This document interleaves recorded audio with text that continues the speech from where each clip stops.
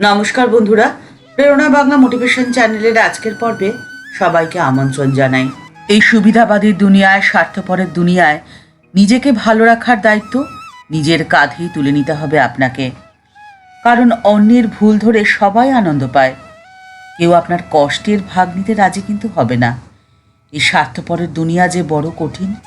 স্বার্থপরের দুনিয়ায় ভালোবাসার কাউকে পাওয়া এই বড়ই মুশকিল। আর সেই জন্যেই কথা বলুন কম, শুনুন বেশি, অন্যকে বলার সুযোগ দিন। তাহলে আপনার অন্তরাত্মার সাথে অপর মানুষটির অন্তরাত্মার সংযোগ স্থাপনের সুযোগটি অনেক সহজ হয়ে যাবে, অনেক মসৃণ হয়ে যাবে। আপনি যখন কথা বলবেন তখন সেই কথা যুক্তি দিয়ে বলুন, কিন্তু যখন দেখবেন আপনার কথার মূল্য সেই মানুষটির কাছে নেই, তখন অযথা আপনার শক্তির অপব্যয় একদমই করবেন না। দিন শেষে আপনি যদি খারাপ থাকেন তাহলে ক্ষতি সব থেকে বেশি আপনার, অন্য কারোর নয়। তাই নিজেকে ভালো রাখুন, নিজের দায়িত্বে আপনার জীবন। আর আপনি যদি ভালো করে চিন্তা করে দেখেন তাহলে দেখবেন এই জীবনের পথটা কিন্তু আপনি একাই চলছেন।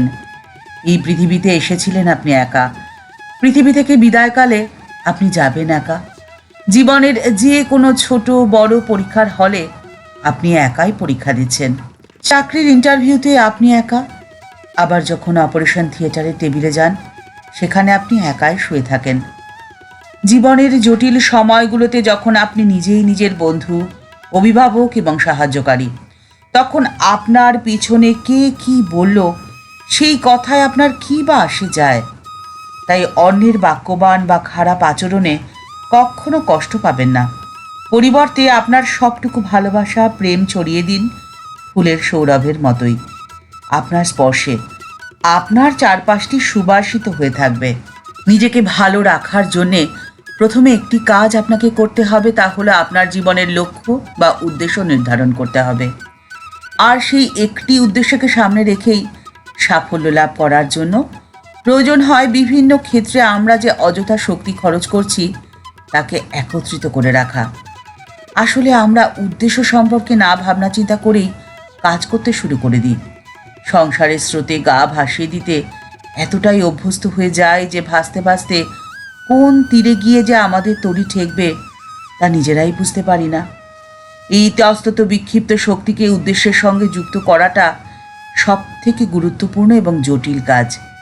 উদ্দেশ্য এবং শক্তির মধ্যে যখন সমন্বয় সাধন হবে তখনই তো সফলতা খুব সহজেই আপনার জীবনে আসবে। আপনি সেই মানুষ বা সেই কাজগুলোকে প্রায়োরিটি দেবেন যে কাজ বা যে মানুষ আপনার জীবনের উদ্দেশ্য সাধনের জন্য সহায়ক হবে। কিন্তু যদি তা না হয় তাহলে অন্য কারো অনুরোধে তা নিয়ে কখনো ব্যস্ত হয়ে পড়বেন না, কারণ তা অনুচিত। অন্যের ইচ্ছেকে নিজের ইচ্ছের সাথে আপনি কখন মেশাবেন বা কতখানি মেশাবেন, বা কোন কোন বিষয় বা ইচ্ছেকে প্রয়োজনহীন মনে করে আপনি সরিয়ে রাখবেন, সেটা বোঝা কিন্তু খুব প্রয়োজন। সেটা যদি আপনি না বুঝতে পারেন তাহলে আপনি আপনার ক্ষতি নিজেই করছেন। আর সেই জন্যই অপ্রয়োজনীয় বা অযথা কাজের সময় নষ্ট একদমই করবেন না।